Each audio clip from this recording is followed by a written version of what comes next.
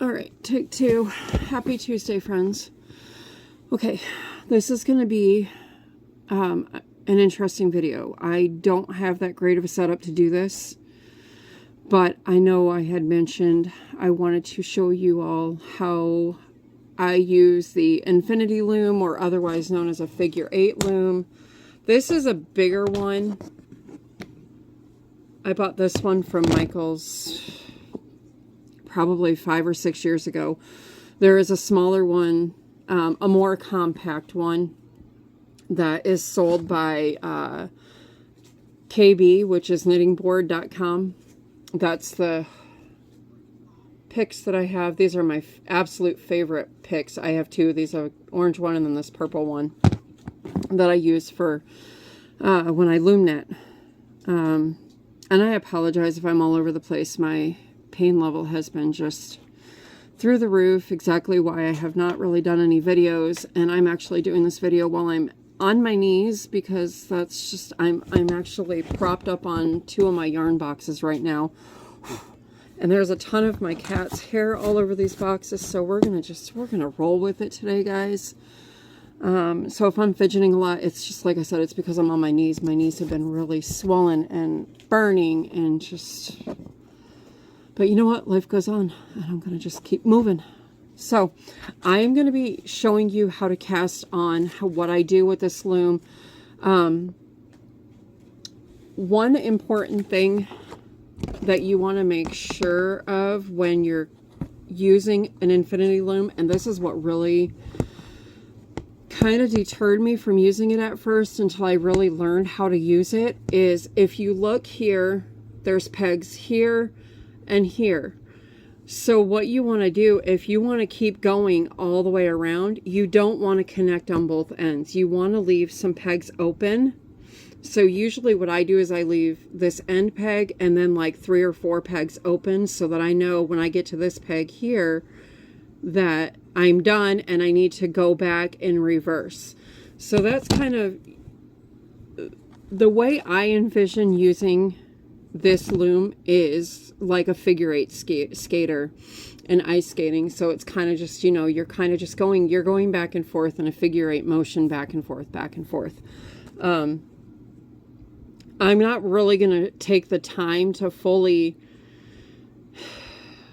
I don't know, we'll see. I might have time to wrap all the pegs. I just don't want to make this video super long and bore everybody to tears and everything. But I am going to be using a big twist yarn. This is 100% polyester. It's baby bear yarn. Like I said, it's 100% polyester. It is 240 yards or 7 ounces, 220 meters, 200 grams. This is a super bulky 6.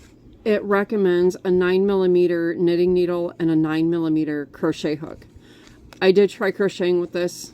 I got so frustrated. I tried metal, I tried plastic, and it just kept sliding off my hook. I couldn't see my stitches. And this is the yarn that my daughter wants a blanket made out of, so that's when I kind of told myself, okay, well, time to pull out the looms again. And I did. I didn't realize I had this one packed all the way in the back of the closet. So before I came on here, I had to unbury it all. It is machine wash cold. Do not bleach, dry flat, do not iron, and do not dry clean. This is in the color Rising Star. And if you're not familiar with Big Twist, it is a Joann item. So it's, I think regular price, it's right around $8.99 or $9.99 a ball. We did get it on sale a couple of months ago for like $6.99. So it does go on sale pretty frequently. So this does say that for, I think this is saying a blanket. It's saying to use 4, but I'm pretty sure that's for a baby blanket. I'm going to probably have to, I only have 2 of these. I'm probably going to have to go buy 6 more of them because she wants a big blanket. A size small sweater, you're going to need 4 of these. One ball for a hat and 2 balls for a scarf and a hat. So, yeah, I was going to say something and I completely forgot. Oh. One thing I do want to mention, with these infinity looms, especially this one from Michaels. I don't even know if this one's sold anymore. If you can see, it's kind of weird. The more yarn you add, the heavier the loom is going to get. So you want to have some way to support it, be it on your lap, or in this case, I have it on a box. Especially using blanket yarn, it gets really, really heavy. So you want to make sure you have somewhere flat to lay it every night, that you're, you know, when you're done working on it, and whatnot. So what I'm going to do is I'm going to go ahead and I'm going to start. I need to find my ends somewhere. And this is the other thing that frustrates me about blanket yarn is, as you see, this is just an absolute tangled mess right now, and I don't know why. Well, there we go. We found the end. The end had a baby.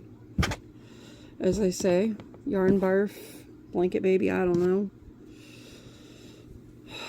So, let me get this all. And the good thing about this is because this is a, well, I don't like that at all. I don't know if you can see this. This was not, it's just like an extra piece. All right, here is our end. So let me go ahead and just get started here. I'm trying to get this, there's a knot in this. But what I was starting to say was, one good thing about this is because it's a softer yarn, it's more silky feeling. It's kind of, in my opinion, it's easier to untangle. So what I'm going to do is I'm just going to start with a basic slip knot like we would do in crochet. This is how I do mine. I just wrap it, and then you can use your knitting pick. And then just pull that up and pull. You don't want to pull, see, and I did it. I didn't want to do that. I'm so used to crocheting. I have not loom knitted in months. So I'm going to try that again. You do not want to pull it as tight as you would for crochet until you get it on the loom. So I am going to start in a corner peg here. And one thing you want to do when you are, so I am going to start just doing your basic E-wrap. One thing you can do to make this easier is, and it's going to take longer, is I like to wrap each peg as I go, because it helps with the curling at the bottom. And another thing that you can do when you are done completely with your blanket and it's casted off your loom is you can put a crochet border. I'm going to wrap a couple of these because it's time consuming to do one at a time. It's one thing to do it on a round loom, but when you're doing it on an infinity loom and you have all these pegs and you don't want to wrap super tight, tension is going to be your best friend here. Do not have really tight tension because you will bend your pegs, break your pegs, especially being on an infinity loom and you're going in that circle 8 motion. You are going to have a lot more tension on your loom than you would if you were to use a rectangle or a circular loom. So I hope you can see what I'm doing here. I'm just doing your basic E-wrap on every peg going around, and I am wrapping each one twice so that I can bring the bottom loop over the top loop, and that's what I'm doing here.